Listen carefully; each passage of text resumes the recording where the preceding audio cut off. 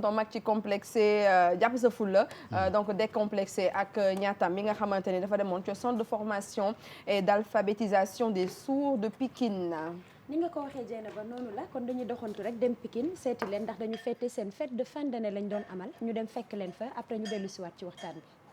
bi. ñu ngi ko créé en 2009 fii ñu nekk nii si complexe culturel Léopold Sédar Senghor parce que suur yi bu njëkk dañ doon dajaloo fii di def ay activités par ngoon di dem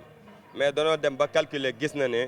ne activités yi ñu doon def ak ñoom bu ñu jàngul du continuer parce que suur bu jàngul par exemple damay joxe exemple muuma boo jàngul mënoo lire journaux mënoo bind message parce que seen communication yëpp par message la sinon da su dee jàngoo école mënoo bind dootoo communiquer information fi nga ko mën a amee mooy journaux si yëg mënoo lire doo yëg li xew ci dëkk bi bin calculer yooyu yëpp si leen créé benn centre fii ci complexe bi nekkoon fii au 2e étage commencé di leen jàngal ñuy ñëw ndànk-ndànk bon nombre bi ñëwoon sax dafa ëpp ba doon ko mujj wàññi ndax problème mu d'espace foofu daal la centre bi jóge en 2009 ak léegi 2019 muy 10 ans. yow ba ngay ñëw sa centre ba yaa ñu fekkoon sous location benn ñu am ay arriéré location am problème mu fay ko ba ñu yónni UC jënde émission bi nga ci def sax ci leen xawee amee partenaire jël bi ñu jël ba am ay bonne volonté yu ñëw fayal ñu sunu arriéré location yi kooku moom ñu ngi leen ciy gërëm parce que si émission boobu lañ ko amee mais par la suite. kër ga ci boppam kër gan nekkoon dal bi daa daanu heureusement ba bi muy daanu guddi la daanu sax fekku fa xale yi loolu moo ñu gën a poussé ñu jóge fa dem ginnaaw raay nord ci beneen bâtiment boo xam ne bon bâtiment patrimoine ginnaaw raay nord la mooy ancien mairie Pikine dañ ko war a toj sax li techniciens yi wax fa la nekkoon eggali année scolaire bi xale yi fiy jànge bon xale yi instant yi mën naa ne département de Pikine am na 670 sourds-muets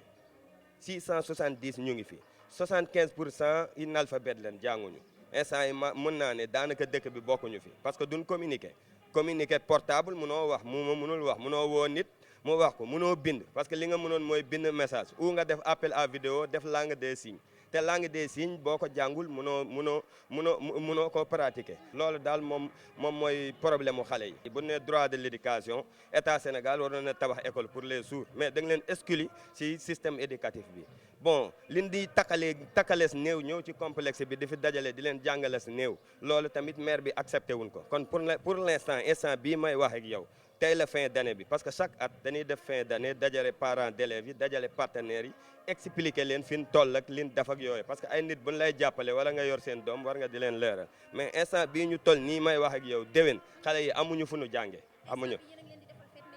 xel dalul parce que peut-être fête du am déwén parce que bon maire bi accepté wul ñu dugg fii pour l'instant amuñu fu ñu leen dugal parce que amuñu tamit moyen boo xam ne dañuy dem fay location te bu dee am nga loo fayee location sax centre ci biir kër loolu xam nga daa yenuwul maanaa ñëw jël appartement jaamul centre xale yeeg seen coow du nelaw kenn du nelaw tamit loolu àq la instant bii may wax ak yow daal déwén école amul. dañ daan gis collectivité territoriale mooy bokk moomeel yi daawuñ sóoraale ñi nga xam ñooy way laago yi ñooy judd ak laago ci seen i politique seen i programme donc mais ñun ñu am ci vision bu gën a sori nekkatul sax ñuy tibb ci budget bi di leen jox mais dañ leen di associer ci processus de prise de décision bi ci programme bi ñu di ci joxe seen xel joxe seen xalaat donc ñoom nag ñu am ci initiative bu am solo boo xamante ne ñu ngi jéem donc créer ce centre là di fexe dajale xale yooyu parce que généralement ñi daan am laago yu mel nii dañ daan abandonné daawuñu leen impliqué daawuñu jàng dañ leen di bàyyi ci kër gi rek alors que ñoom ñëpp dañu war a sàkku xam-xam comme ni ko seen yeneen moroomu ndaw di ko defee ñu di si def nag liggéey bu am solo donc bien que léegi nag ñu ngi dem basé au niveau de Guinaw Rail mais ñun moom gisuñu limite communes yi fépp foo xam ne ni rek doomu Pikine mu ngi fa ak fu mu munti nekk dans le département dañu jàpp ne war nañ la apporter suñu soutien war nañ la apporter suñu concours. La forêt, salut, Afrique, mère.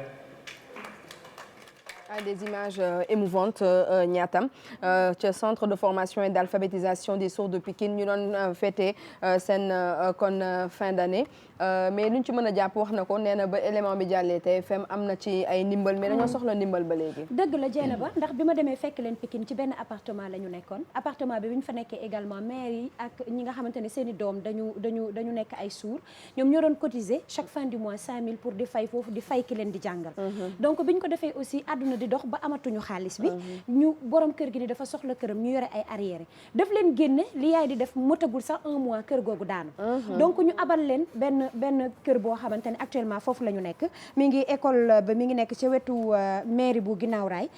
Pam Ñambe Ñang di maire bi moom moo leen ko abal ñu nekk fa mais provisoirement lañ fa nekk parce que dañu fay jógee ko donc wax na ko léegi at bi di ñëw sax wóorul ni xale yooyu dinañ jàng te tey gi nga xamante ni dafa suur du dégg du wax moom dafa war a jàng loolu la nit ñi comprendre te bëri nañ ci askan wi bëri boo xamante ne ni actuellement tey lim bi xamoo nu mu toll tey dañoo dépassé sa doom loolu jot ko nga jël ko bàyyi ko ci kër gi dañoo war a jàng parce que booy seetaan télé boo mënul jàng yow suur bi doo mën a lire doo comprendre li ñuy wax booy lire doo mën a lire journal doo mën a communiquer mais suñu doom yi sax ñu koy jàng langage des signes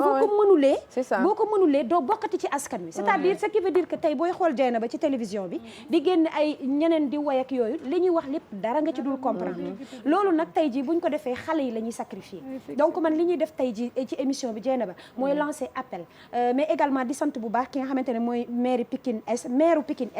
monsieur Issakha Diop jox na handicapé yi fa nekk 14 millions pour